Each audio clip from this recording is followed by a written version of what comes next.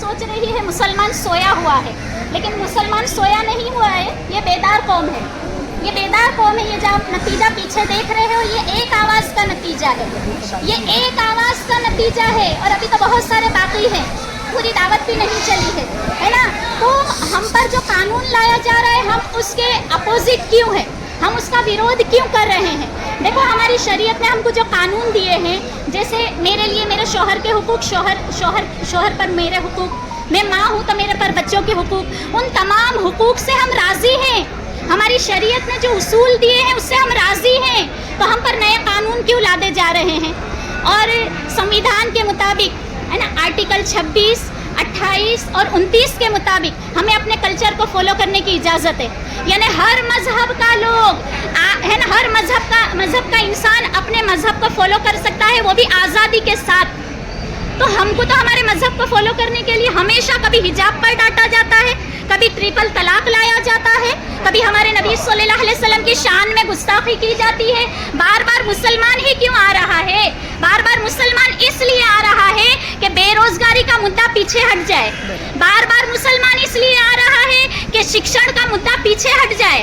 बार बार मुसलमान इसलिए आ रहा है कि औरतों और बच्चों की जो इज्जतें लूटी जा रही है ना, वो मुद्दा सामने ना आए। बस मुसलमान मुसलमान करके हर मुद्दे को आगे लाया जा रहा है, सारे मुद्दे पीछे हैं। फिलहाल गुजरात की सरकार पर 3.25 लाख करोड़ का कर्जा है, लेकिन यहाँ क्या लाई जा रही है? यूसीसी लाई जा रही है। सरकार तल पापड़ हो रही है यूसीसी लाने के लिए। पहले हमारे सारे मुद्दे हल करो। किसान आज तक खुश नहीं है, किसान को आज तक इंसाफ नहीं मिला, है ना। तो कहा कि तुम लोग सिर्फ मुसलमानों पर जुल्म क्यों करते हो? और मैं तो कहती हूँ कि जब आपने मुद्दा उठाया है ने, खुद मुसलमान और दूसरी कौमें उस मुद्दे को पढ़ रही हैं। जैसे मैं मिसाल दूं, आपने तलाक का मुद्दा उठाया, सारे हमारे हिंदू भाई बहन भी तलाक को पढ़ने लगे कि तलाक आखिर क्या है। आपने वक़्फ़ बिल उठाया, संसद में गृह मंत्री खुद कह रहे हैं, मैं आपको बताऊं वक़्फ़ का मतलब क्या है। वक़्फ़ का मतलब है दान में दी हुई ज़मीन। यानी आप खुद अब इस्लाम को पढ़ रहे हो। हमें तो बड़ा अच्छा लगा, इस्लाम फैल रहा है, हमको तो बड़ा अच्छा लगा।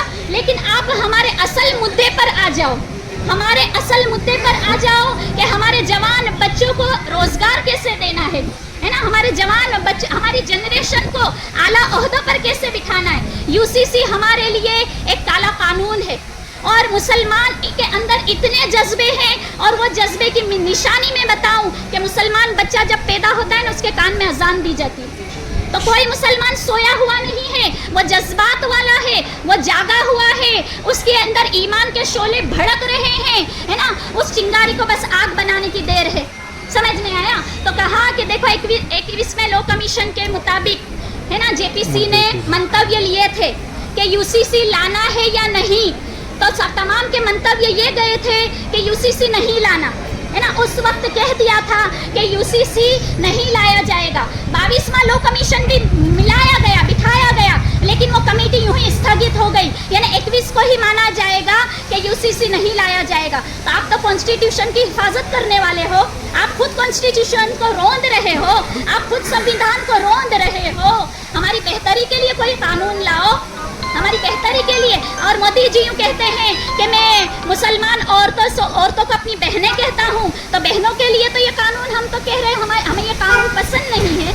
तो हमारे लिए कोई ऐसा कानून लाएं कि हम सही तरीके पर सुकून से अपने मुल्क में रह सके। देखो, जब भारत आज़ाद हुआ, हमें पाकिस्तान वाले बुला रहे थे, लेकिन हमें तो भारत की मिट्टी में पैदा हुआ और भारत में ही दफन होना है।